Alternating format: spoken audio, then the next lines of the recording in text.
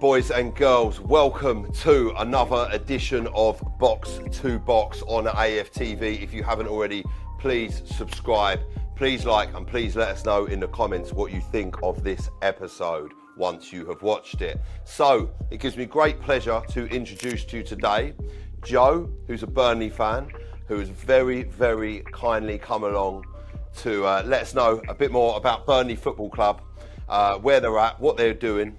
Listen, pleasure to have you on, Joe. Welcome. Yeah, thanks for inviting me, mate. It's always a pleasure. Yeah, really good, thank you. Really good, really good. Looking forward to the game anyway. Are you? Yes, you actually it's one of them. Yeah, it's one of them, isn't it? Like, we've been in this division before. We've been awful in this division. We've been good in this division. Like, I've seen it all in this division from Burnley. But you want to see the best players from the best teams at your ground. That's what it's all about. And not to go too much into it, but I grew up following Burnley when they're in what is now League Two, League One.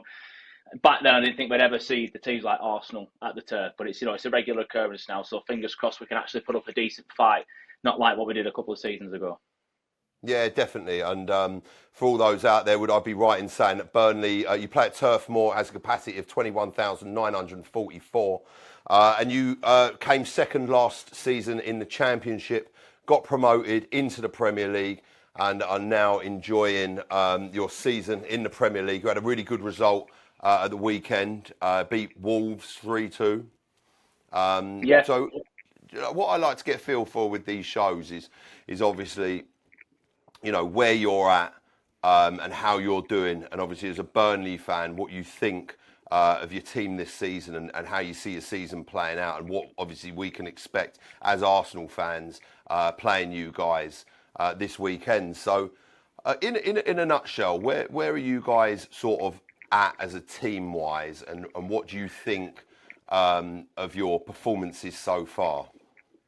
Yeah, I've been pleasantly surprised with the start to the season. You've got to remember we've already played quite a lot of the top sides. Obviously, we've got yourself coming up as the current league leaders. We've already played Liverpool, who are the current champions, and all Tottenham, which I'm sure you really enjoyed last season. Had an awful time in the Premier League last season. Same with Man United, but still going to places like the Tottenham Stadium and Old Trafford is difficult. We've also played Villa. We've also played City, and despite all that, we're still outside the relegation zone, and we're not even close to the relegation zone anymore. I think we're 5 points adrift at the minute, 8 points away from bottom club Wolves. A lot of people were saying Burnley finished bottom.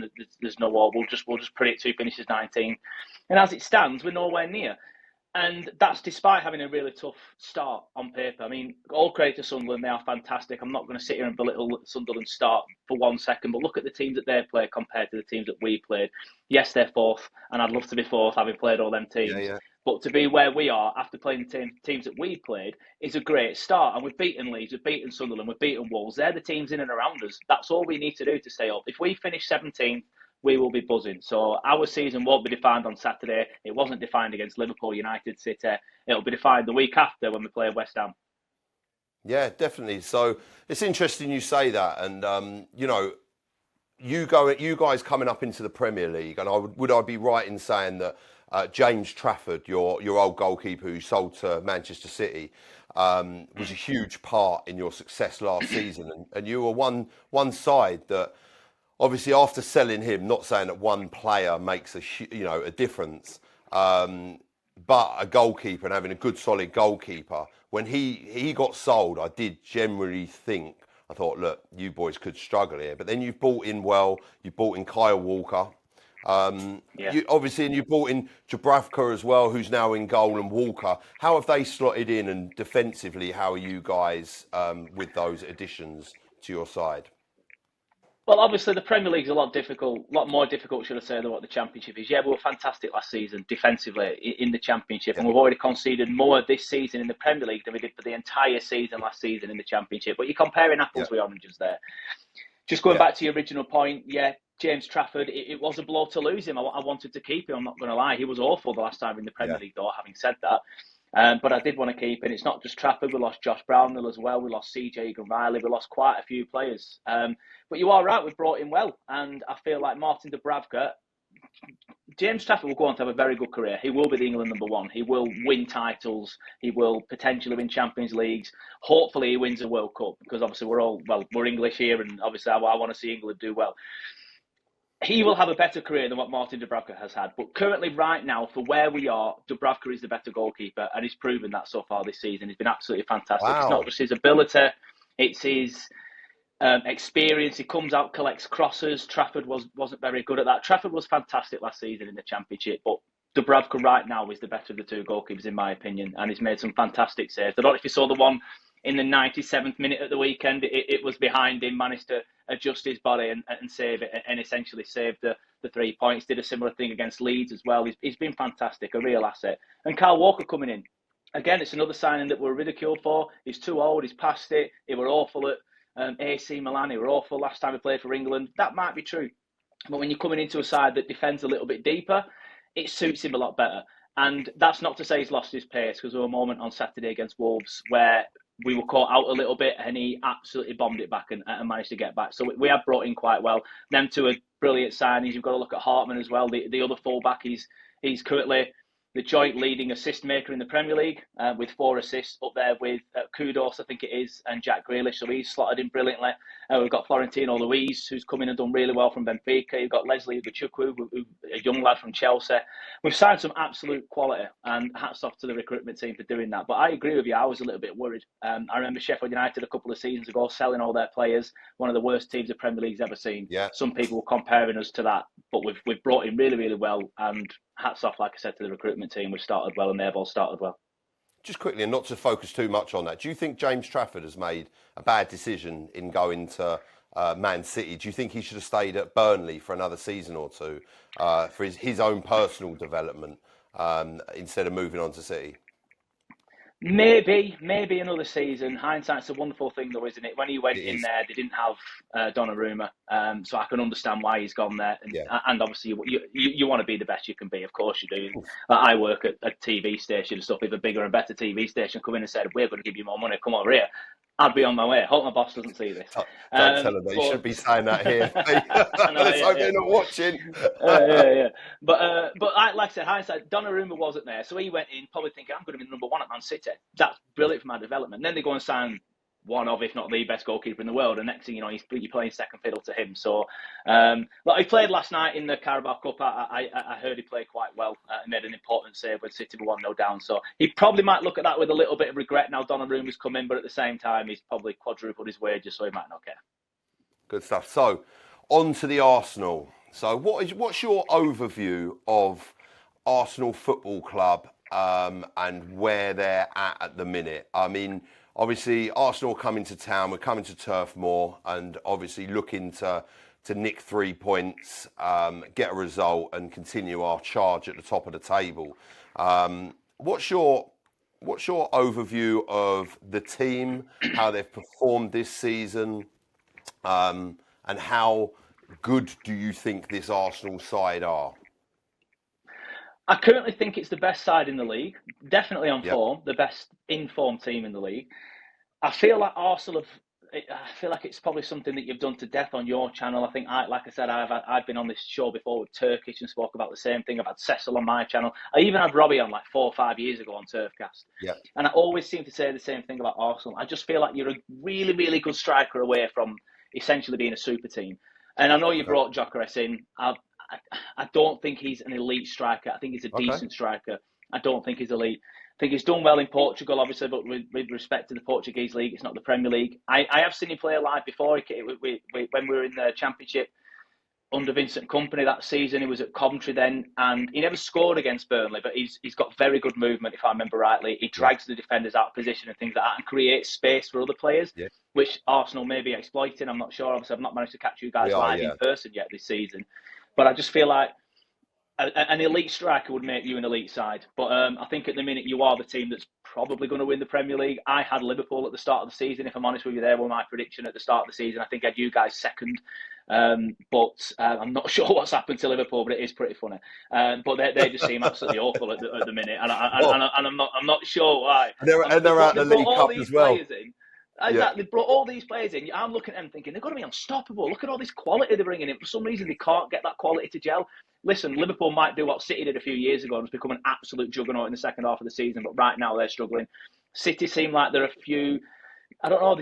City, for me, they get a couple of decent results, and you think City are back, and then they just lose against Villa, for example. You know what I mean? Yeah. So, yeah, I think Arsenal are in a good position this season. Obviously started the Champions League campaign really well as well.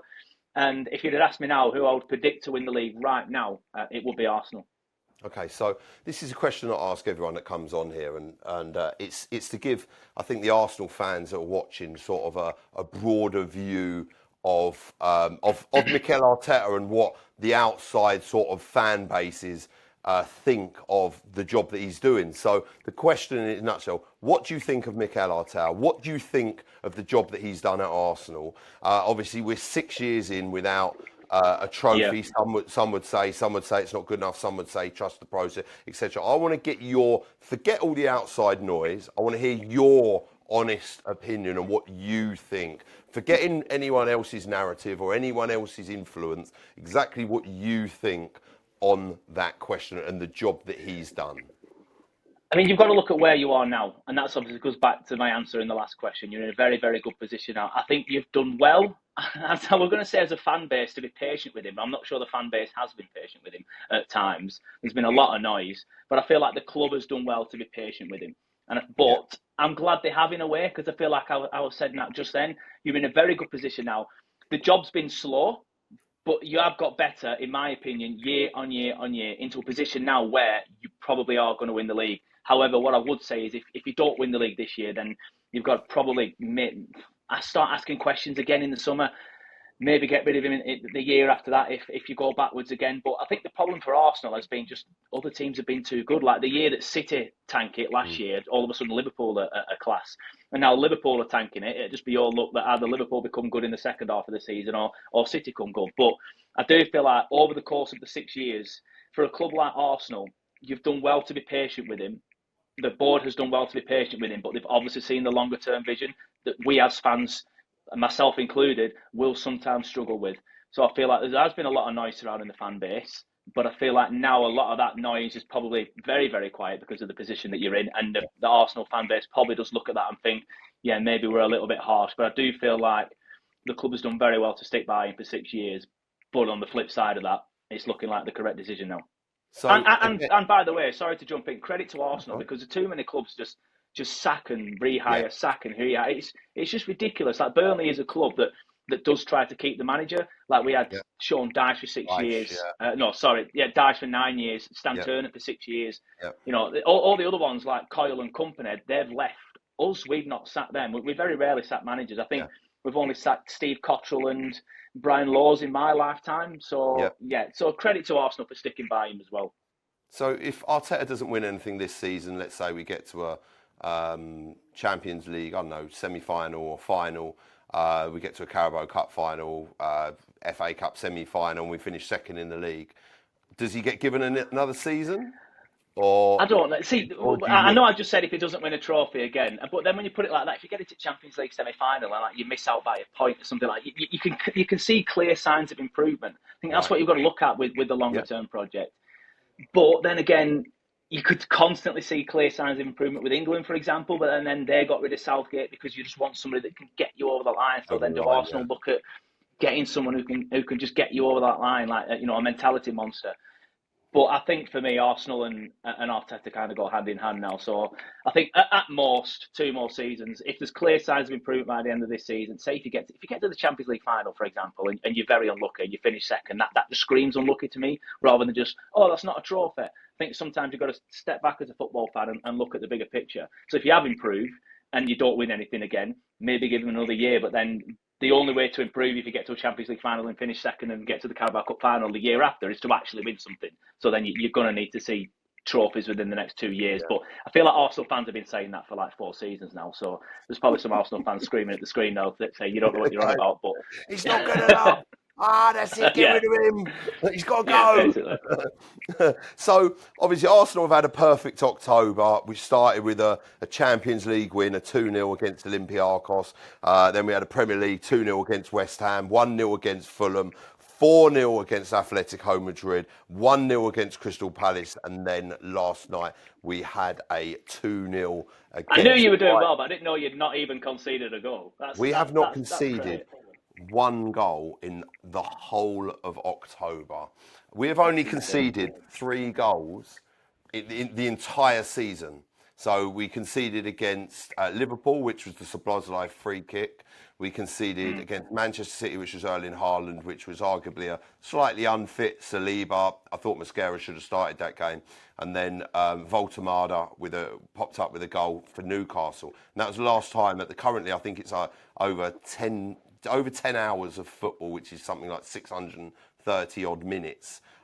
Which is quite something defensively. I mean, it's getting into realms, I think, look, without jumping the gun too much, but if we come to your place and keep a clean sheet, then for me, it's getting into the realms of, I understand it's only a month, and I understand the season's a long season, it finishes in May, but potentially one of the best defensive sides that I've seen at Arsenal, potentially.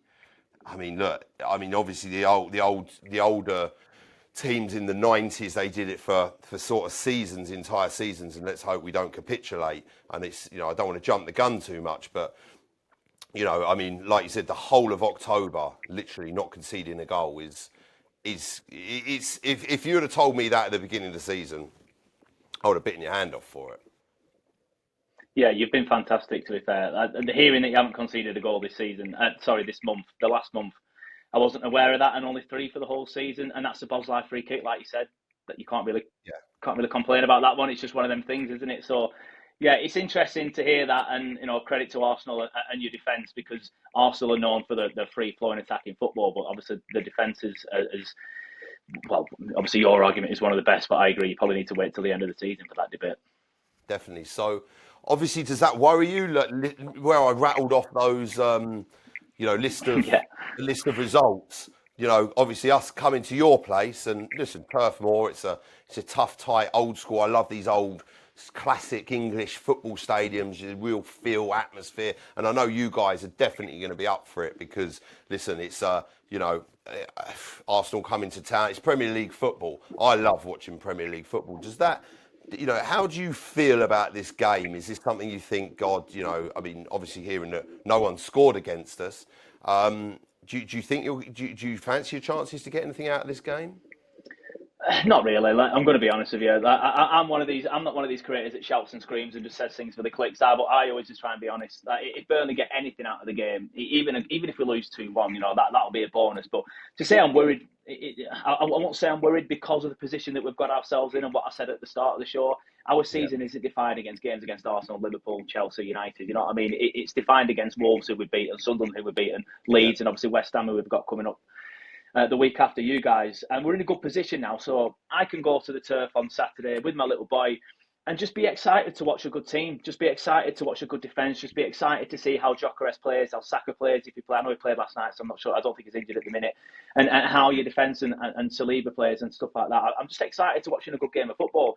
So I'm not worried at all, but obviously you just did rattle off there how good your defensive and stuff, and we have struggled for goals recently, so probably only ends in one way, and that's Burnley 0. Although, no, it's just one of them football accumulator buses, isn't it? Watch this, Burnley will score 2, just out of nowhere.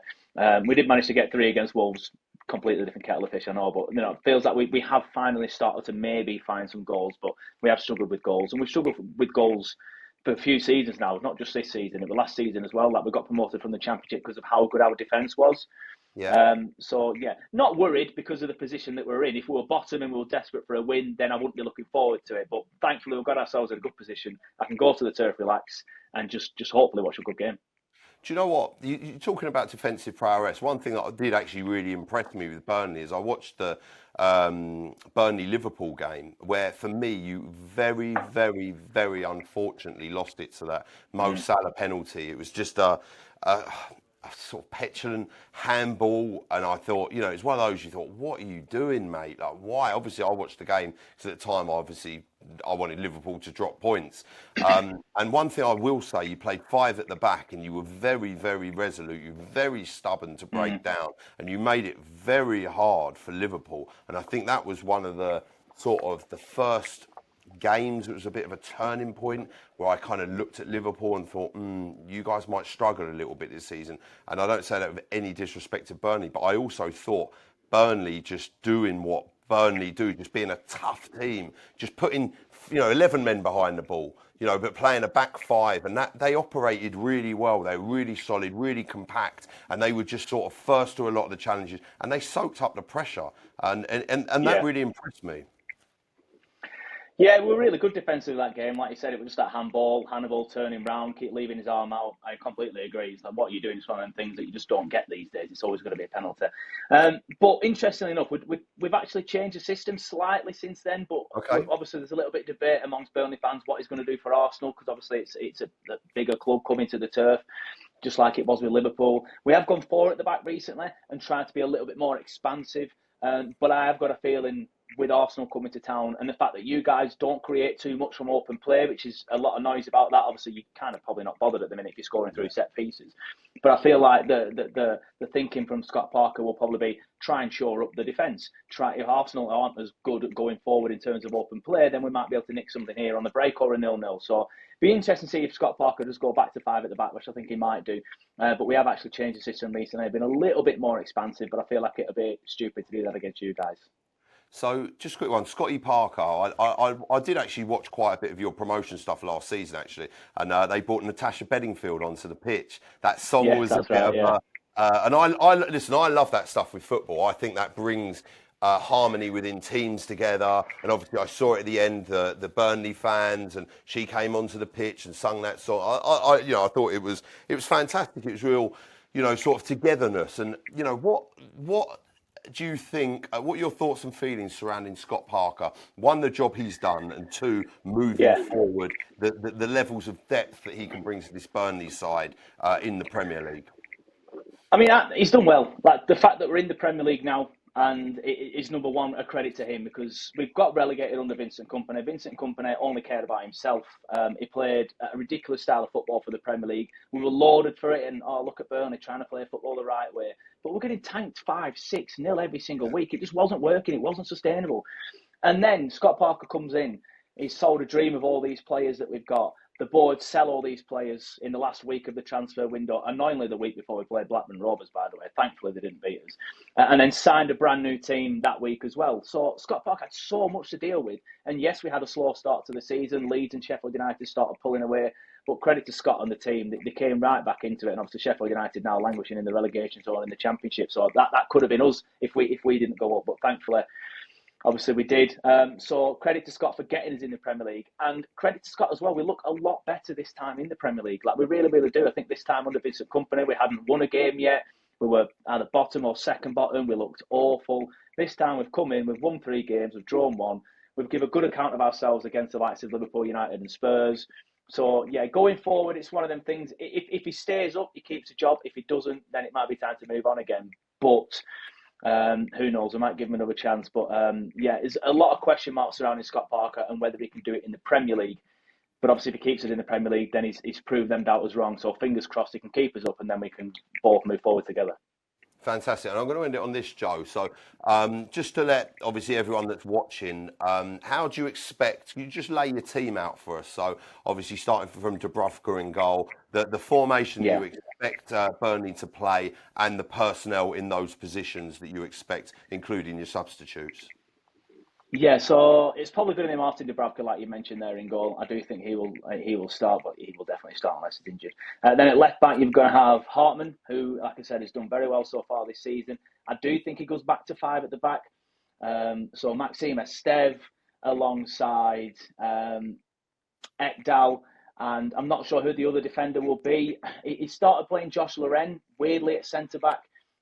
So I'll if we go to 5 at the back, he might go back to Josh Loren, but we'll see. I'm not a fan of that if he does. At right back, Kyle Walker. In the middle, and obviously this is where we lose a bit of our sort of like midfield prowess, because if we play a 5 at the back, he tends to sacrifice a midfielder. But I'll probably just use the one up front. Florentino, I think I'll have him there.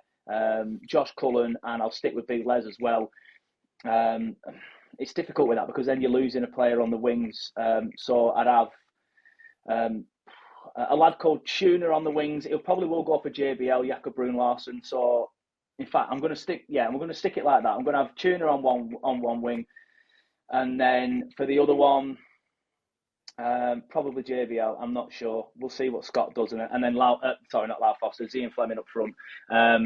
But then obviously, like I said, it's either going to be that or the 4-3-3. I would hope he sticks with the four at the back, if I'm going to be honest with you, so we can keep the midfield three and the two and sort of like the three wide forwards, which is what we did very well against Wolves. But again, at the same time, I am contradicting myself because I feel like defensively that will be stupid to do that against Arsenal, as I said earlier in the show. But we have looked so much better with that, so it's difficult. In terms of the subs, again, there could be anyone really. Hannibal will be on the bench. Ashley Barnes will probably be on the bench. And then after that, it could be one of a few players. So, yeah, we'll have to see what Scott Parker does. But it's interesting to see whether he gets five at the back or four at the back this weekend. Fantastic. And finally, Joe, would you like to let the viewers know you run an absolutely awesome fan channel? Would you like to plug that and let everyone know so they can follow you and show you some love? Yeah, please head over. I love the AFTV viewers, by the way. Every time I come on, I always say, please come over. I tend to get quite a few subs from it as well, so please carry on with that if you can. So just search for Turfcast. We're on YouTube. Obviously, YouTube's the main platform. We're also on Facebook as well, quite big on Facebook. Obviously, not AFTV numbers, but we just reached 62,000 on Facebook and things like that. So we are big on there. So search it on there as well, and obviously on Twitter, Instagram, TikTok, all the other ones. But yeah, just search Turfcast or Turfcast Podcast, and you'll find us there. Turfcast, Burnley fan channel. Look, Joe, you've been an absolute superstar, and I'm looking forward to rocking up to Burnley and nicking 3 points off of you. So thank you very much for coming on. I've really enjoyed it. I hope everyone watching has. So please, guys, like the video, subscribe to the channel if you haven't. Let us know in the comments what you thought of the video. Hope it was informative, educational, and fun. I've been Marty, this has been Joe. We've been on AFTV. Thanks for watching, and we will catch you on the next one.